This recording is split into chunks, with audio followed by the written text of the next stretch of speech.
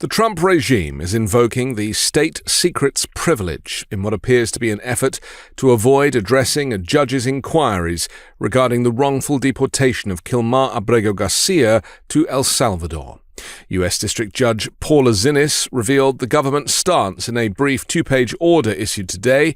She gave attorneys until Monday to submit legal briefs discussing the implications of the state secrets claim for Abrego Garcia's case.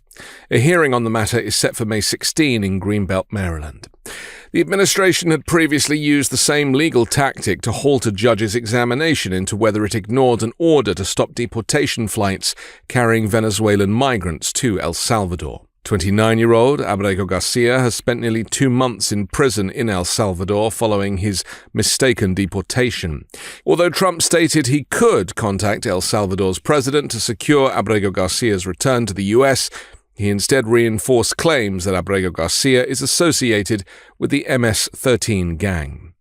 In 2019, Maryland police falsely identified Abrego Garcia as an MS-13 member based on his tattoos, a Chicago Bulls hoodie, and a tip from a confidential informant. However, no charges were ever brought against him. His attorneys argue that the informant alleged Abrego Garcia belonged to a New York MS-13 chapter, although Abrego Garcia has never lived there.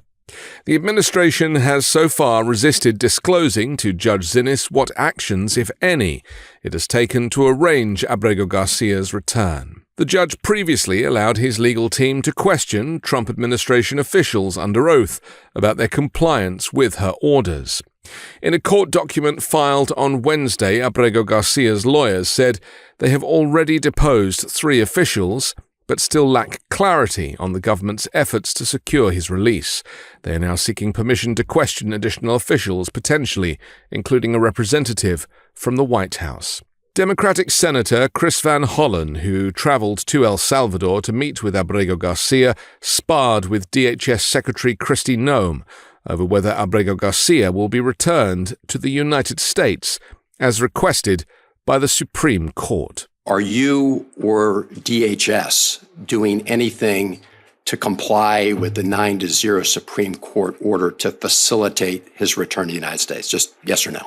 Now, this administration is following all federal court orders. Madam Secretary, this is a simple question. It's the president's prerogative on conversations that happen with the president of El Salvador. I ask a simple question. We have a limited amount of time. I just asked you, Madam Secretary, whether or not you or the Department of Homeland Security are taking any action to facilitate the 9-0 Supreme Court decision to facilitate his return. This is a very simple question. Are you taking any action to facilitate his return, or are you not?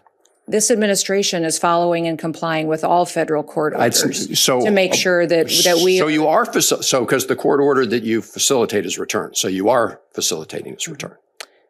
Sir, Senator, thank you for the question. But what I would tell you is that we are following court orders and that your advocacy for a known terrorist is alarming to me. Madam Secretary. It's alarming to me because he's a human smuggler. Madam Secretary, I'm going to have to reclaim and a terrorist, and he's not a U.S. citizen.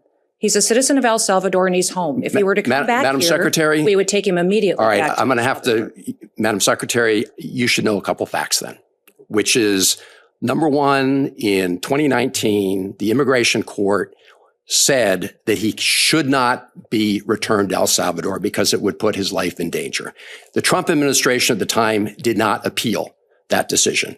After that, he got a work permit and was working legally in the United States of America.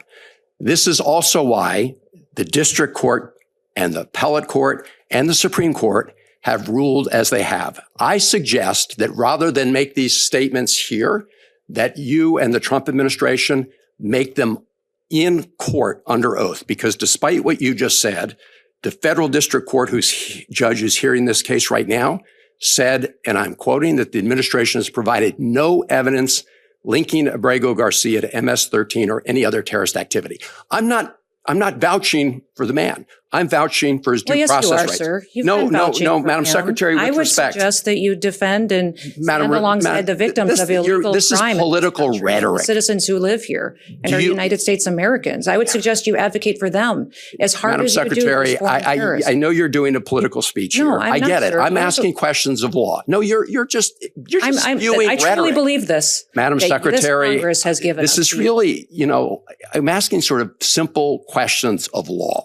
And simple questions like, are you complying with the 9-0 Supreme Court decision? And you seem to think that's some kind of trick question. It's important that everybody knows the consequences of what happens for their actions in this country. When you break the law and you're a member of a foreign terrorist organization, I asked you a question. Have you seen the document? This is not hard. This week, the Trump regime doubled down on its assertion that Kilmar Abrego Garcia's finger tattoos, a cross, a skull, a smiley face, and a marijuana leaf, are evidence of his alleged ties to the MS-13 gang, despite widespread skepticism. In its ongoing efforts to link Abrego Garcia to the infamous gang, claims his family and legal team firmly deny, the White House earlier this month shared a social media post showing Donald Trump holding a photo of the man's tattoos while seated at his Oval Office desk.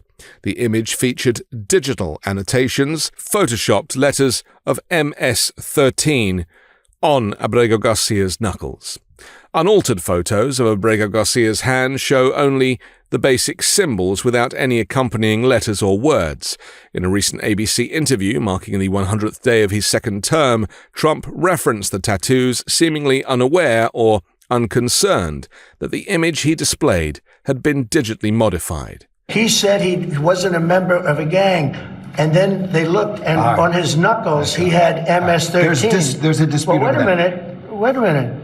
He had MS-13 on his knuckles tattooed. He had some tattoos that are interpreted that way. But let's move on. Wait a minute. Hey, Terry.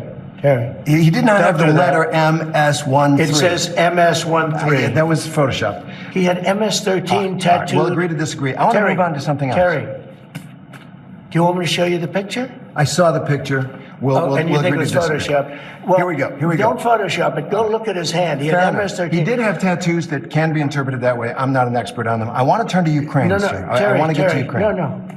No.